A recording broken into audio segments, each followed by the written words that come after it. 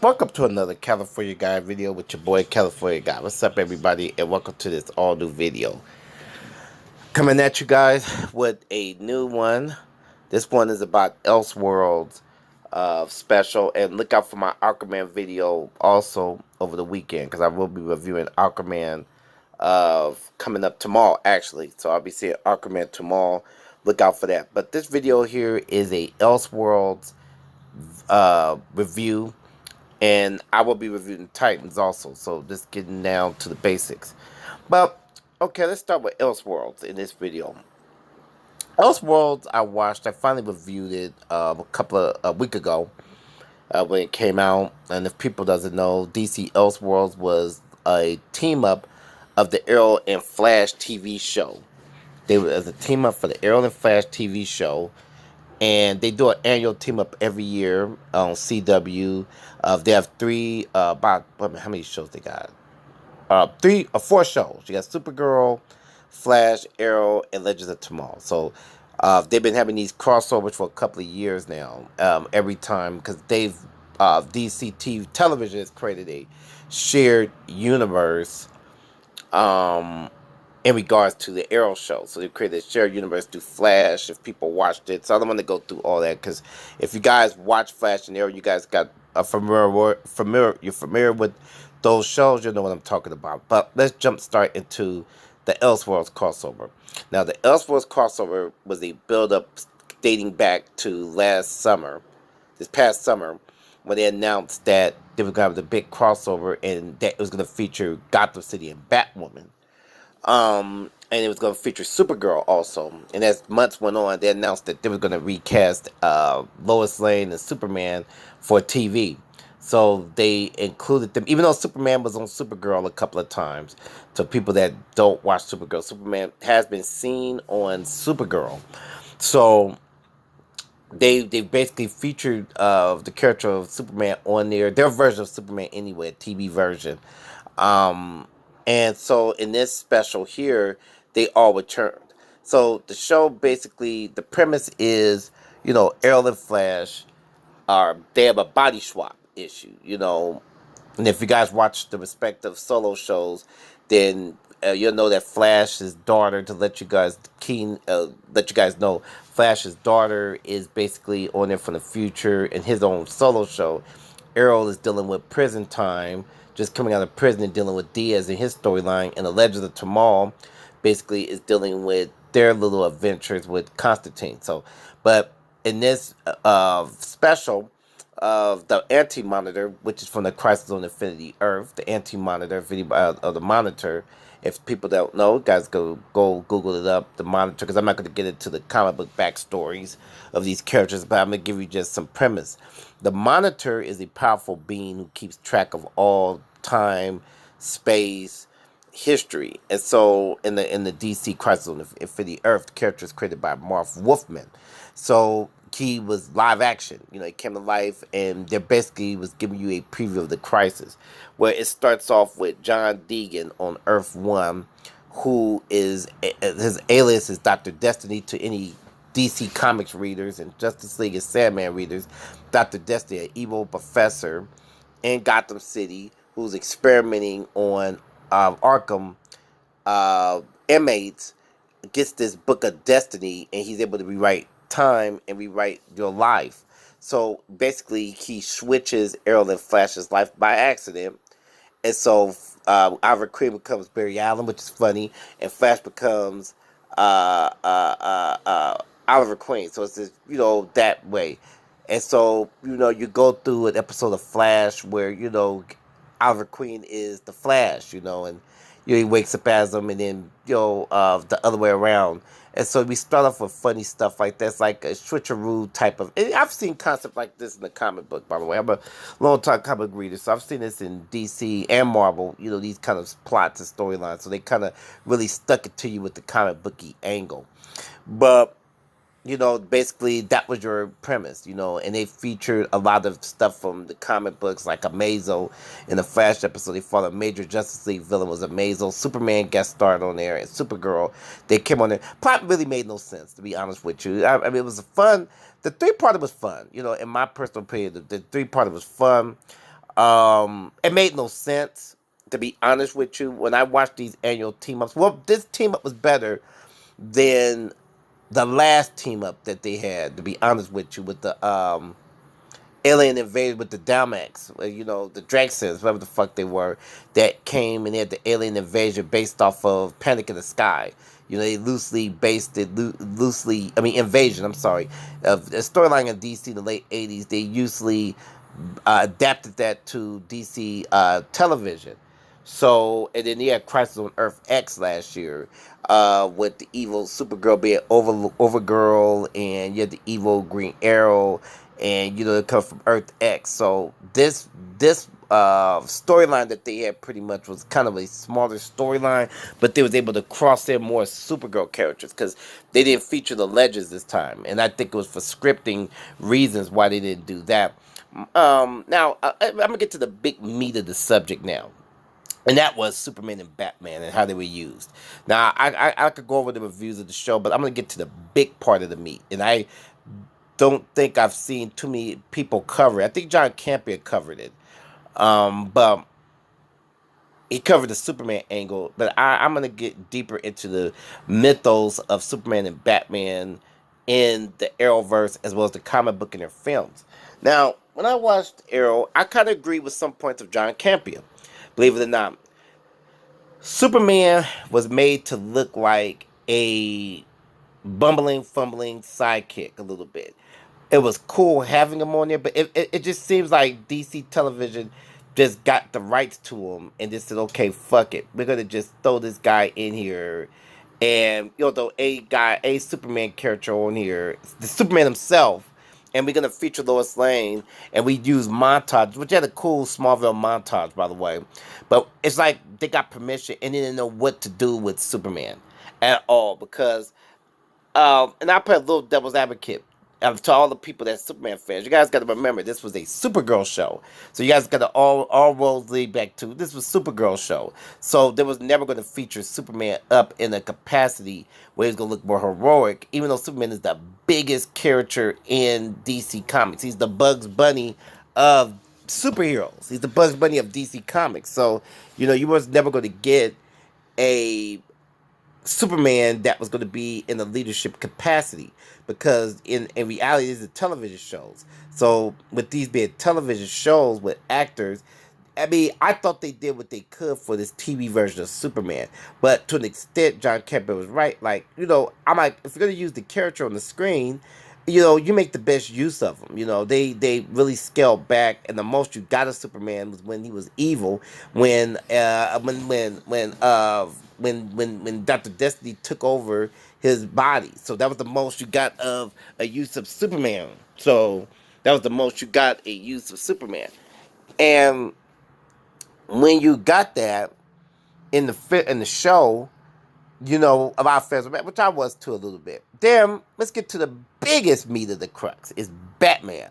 Now, to all my friends out there, personal friends and YouTube friends and comic book friends of mine, I've said this for years. DC is pussies. I repeat, pussies when it comes to Batman. There are pussies when it comes to the Batman. That character, Batman, is so popular that for years, and let's go back in time real quick. Let's go back in time. Let's go back to Smallville. Back in the days of Smallville, early days of Smallville, the use of Batman's name wanted to be dropped back in those days. DC put a weird embargo on using the name Batman, or even featuring Batman, because Batman was originally going to be on Smallville, and they put him out. They took him out. They never used him. They replaced Batman, in fact, with Green Arrow. So the guy, Green Arrow in Smallville is really Batman. It really was Bruce Wayne.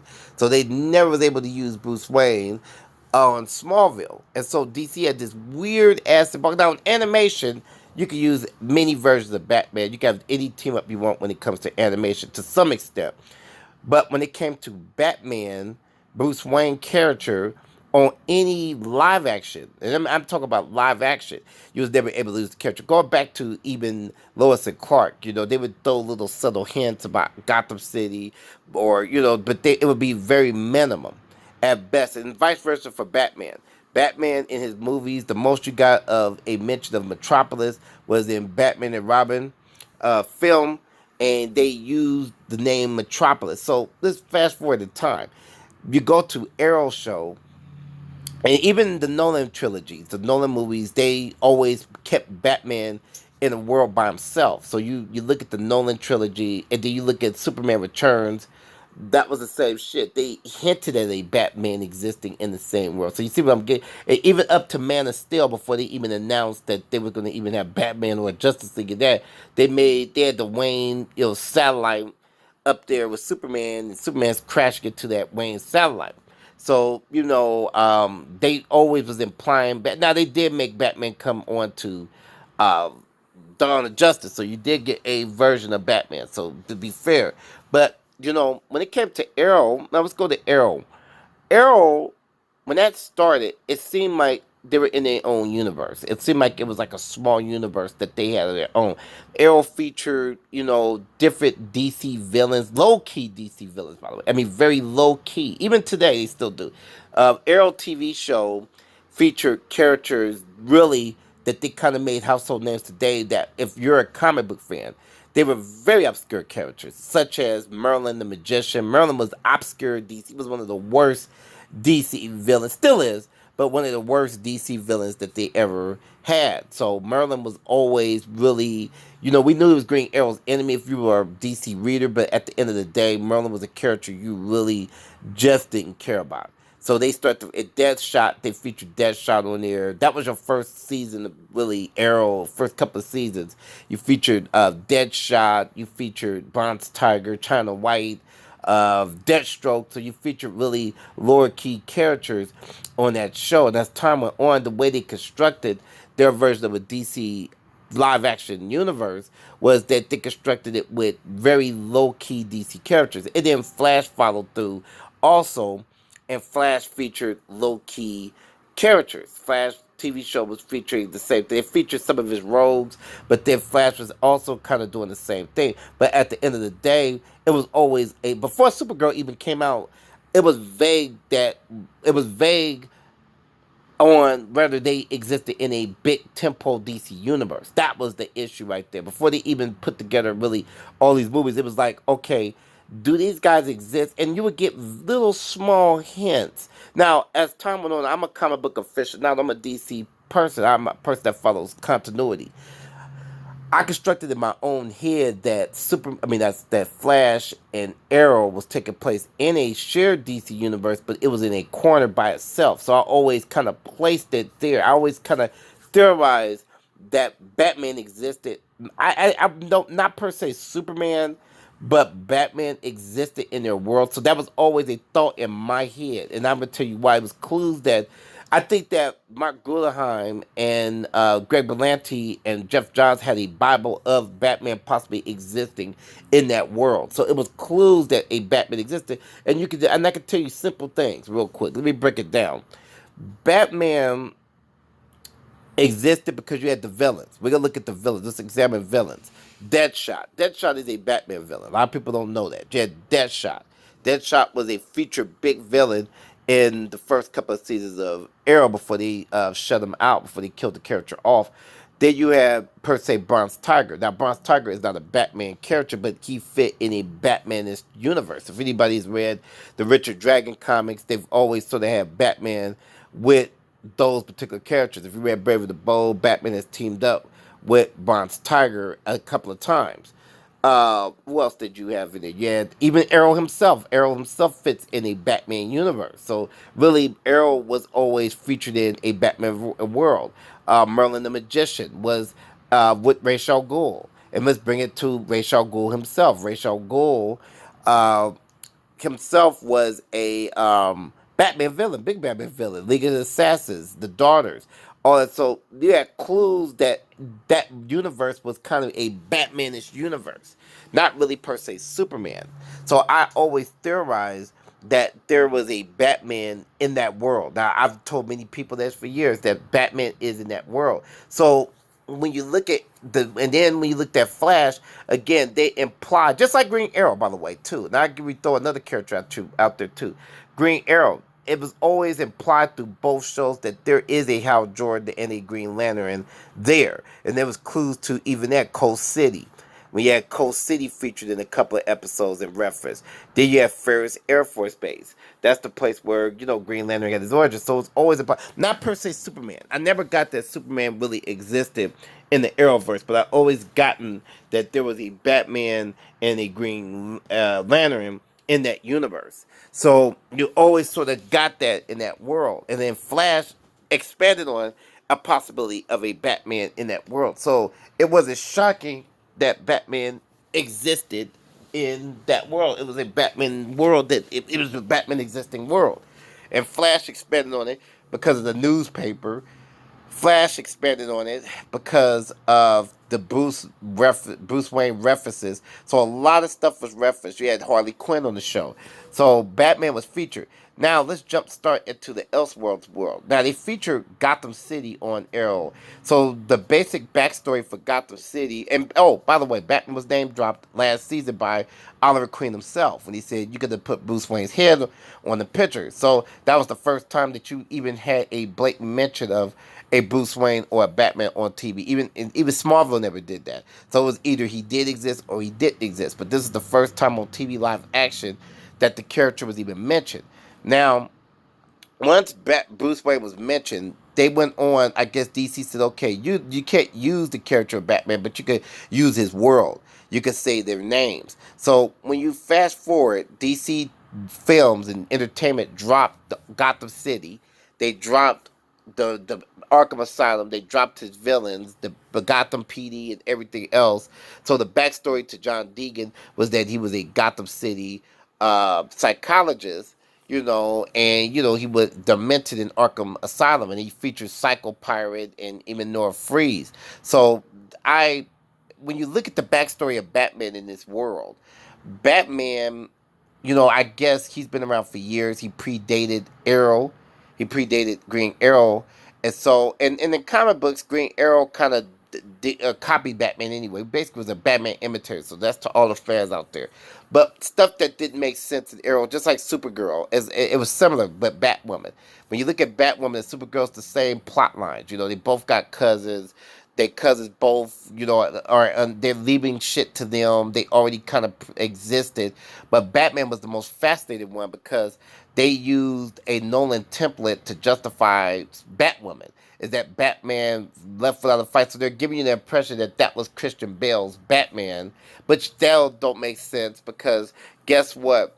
Christian Bale's Batman didn't have those kind of villains in Gotham City in the film. So you had more like Mr. Freeze, you had Penguin, and all these different villains that was surrounding. So in this universe, the Batman CW world is that Batman been around for years, and then Batman left Gotham, and they got more fucked up. Now, if you guys look at the original premise of Batman, anybody that reads Batman or watched any animation, if you're just a Batman lover, then you'll know, and a Batman fan, you'll know Gotham was already fucked up. Gotham was implied to be a fucked up city anyway, so how much more it could be fucked up, I don't know.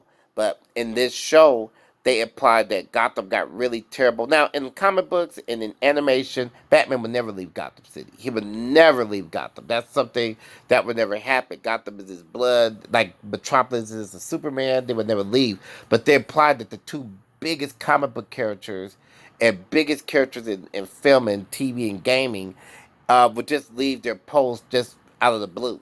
So Batman's his Elseworld episode just made no sense. You just had Batwoman there, and you had the villains basically locked up at Arkham, and they featured up a lot of gimmicks in the show. They featured up Arkham. That was the main attraction. They featured up the some of the weapons like the freeze gun and the scarecrow gas, the names outside the cells, which a lot of criminals are not insane, like the Penguin. I didn't understand how the Penguin got into Arkham. And then the main feature was like Bruce Wayne and Batman. Now in this universe, they try to use the excuse for the comic. Oh, he's a myth. Like they kind of used it in the DC movies too. That Batman's a myth.